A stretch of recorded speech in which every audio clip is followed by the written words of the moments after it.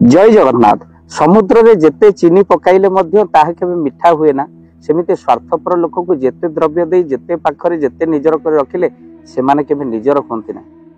मु दिवाकर दास आपण मान को प्रणाम करछि। आज आलोचना करिबा मेष राशि व्यक्ति विशेष मानकर अप्रैल मास किभଳି भाबरे कटिबो।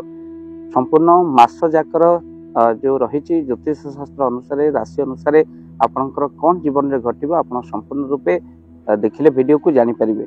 अप्रैल मास आपनकर प्रथम राशि जो व्यक्ति रही मेष राशि आ मेष राशि द्वितीय रही बृहस्पति षष्ठ केतु द्वादश रे सूर्य बुध शुक्र शनि और राहु पांचटी ग्रहर जो रही संजोग गोटे द्वादश घरे ही रही। तेणु आपनकर स्वास्थ्य केमिति रहिबो अप्रैल मास मेष राशि व्यक्ति विशेष मानकर मन रखि थांतु।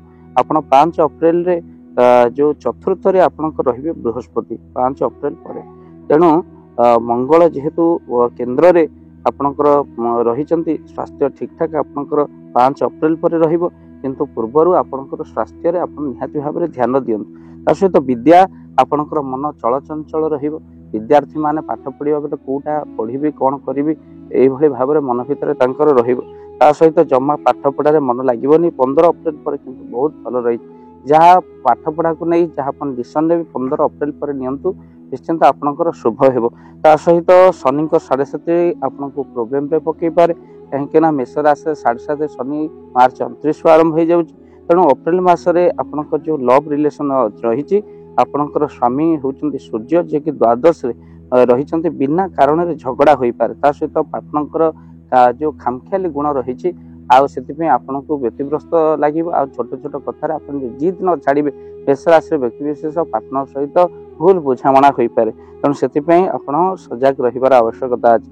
वैवाहिक जीवन आपणकर सप्तम घर शुक्र रही। तेणु जेहेतु सप्तम घर शुक्र सहित द्वादश घरे आपणकर भ्रमण कर कौन रही ना आपण भ्रमण बुलाबुली जोग रही। ता सहित आप प्रिय स्थान तीर्थ स्थान आप भ्रमण करने को जी आप वृथा खर्च रू बंचतु।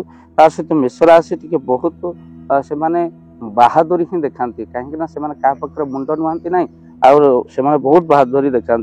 तेणु क्या पाखे आपणकर से जो रही गुण से केवे हारती ना आ सब लीडरशिप गुण हूँ मेष राशि व्यक्ति विशेष।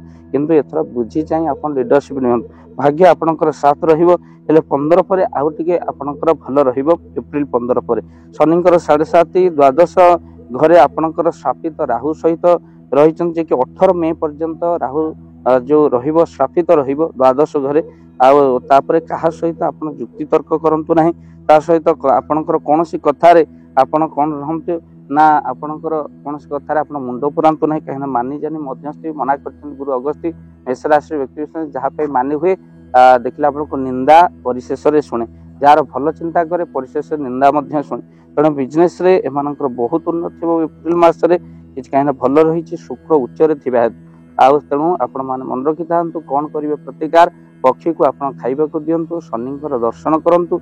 आपण हनुमान चालीसा सुंदरकांड आपण निहाती भावर करंतु कहीं आपनकर राशि स्वामी होते मंगल मंगल के इष्ट होते हनुमान। तेणु हनुमान का चालीसा घरे जब सुंदरकांड हनुमान जी को पूजा करते निश्चित भाव में फलप्रद हो।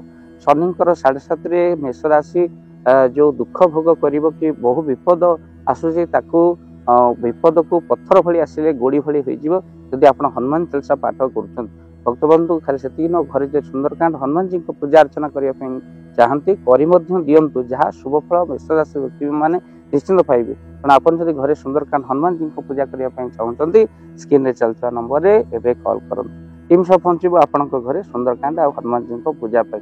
वीडियो को शेयर करिबे आ चैनल जदि न चैनल को सब्सक्राइब कर दियंतु। यह थिला अप्रैल मास किभଳି कटिबो मेष राशि व्यक्ति विषय मान। जय जगन्नाथ जय पंचशत।